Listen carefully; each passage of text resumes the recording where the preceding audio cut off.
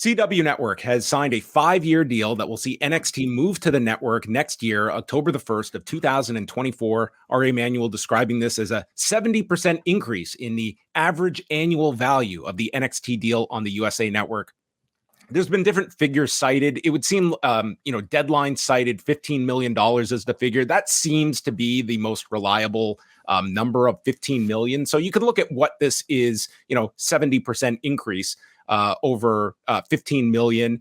And I'm sure that there's escalators in this deal as well that they're looking at. This is moving to a broadcast network, although it is a much lower viewed one than your big four networks. But it's a very much well, I'll say this. I think that it has the potential to be a step up for NXT, but NXT becomes prime programming on the CW network. It's not like this is a small fish in a big pond that they are going on to. Like their numbers are ahead of CW's network average, and the number of homes, they are in more homes. It's by about like 7 to 8 million more homes than USA Network at present. So that's what we're looking at here. And this will be obviously the next big television deal for NXT that I'm sure they will treat with a big promotion going into it. And will it stay on Tuesday nights? That's a big question about this move.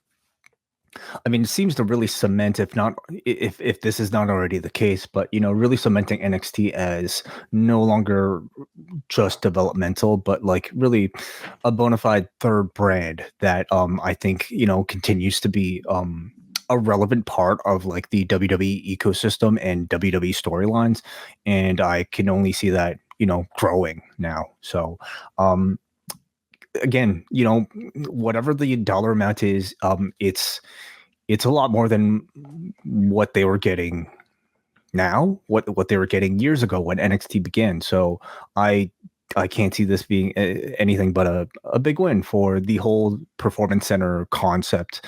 And, gives a bigger platform, a little bit bigger of a platform for the talent that's down there to be exposed.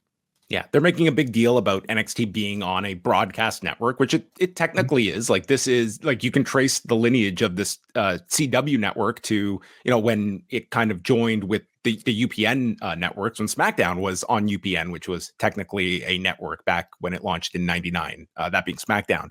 But the one thing is like the night of the week. The other way is, do you feel like this current presentation in the Performance Center, do you stick with this if you are WWE? It would be incurring a ton of cost to get outside of the Performance Center. Like, is the atmosphere at all a negative to you for NXT as compared to if they were going around selling tickets to these events? Or is NXT just not a kind of touring brand at this point that they should be?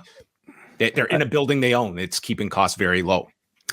Right. Yeah. I certainly think at its scale, certainly in the PC, even when it was at Full Sail, I mean, it is going to be seen as the third brand. And I don't think that's a perception they're trying to change. They want to keep this on some level a developmental product that, people appear on en route to appearing either on a Raw or SmackDown. So I don't think there should be that much pressure for them to run any sort of tour.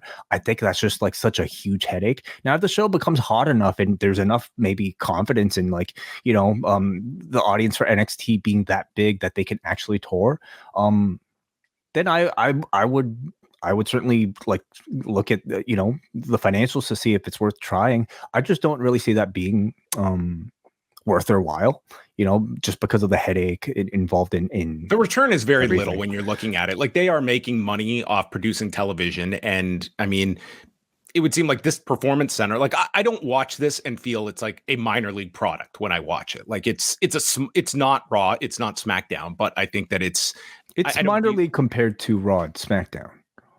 I would say the look, but not. It's not like ROH on Sinclair, or is what right. You're saying. Like I'm saying, it doesn't look like to me. It's like this great hindrance. But I mean, that was one of the fair comparison points with NXT and AEW's. Like one is in these arenas with 6,000-7,000 people. The other is in the Performance Center, and you are, I think, kind of comparing more so the two of them at that juncture.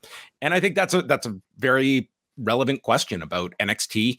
Does this get used as a tool again when we see this wrestling schedule next year, does this go head up with an AEW program?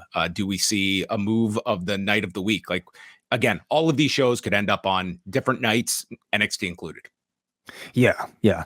I mean, I don't necessarily see them competing like intentionally with AEW. Honestly, it just doesn't seem like it's a worthwhile sort of play, and it's one that I think, despite what, like, you can't have the Undertaker on every edition of NXT. Okay, so like going against week to week, like your typical AEW Dynamite lineup, especially if it's like a Wednesday that at the moment happens to be AEW's night.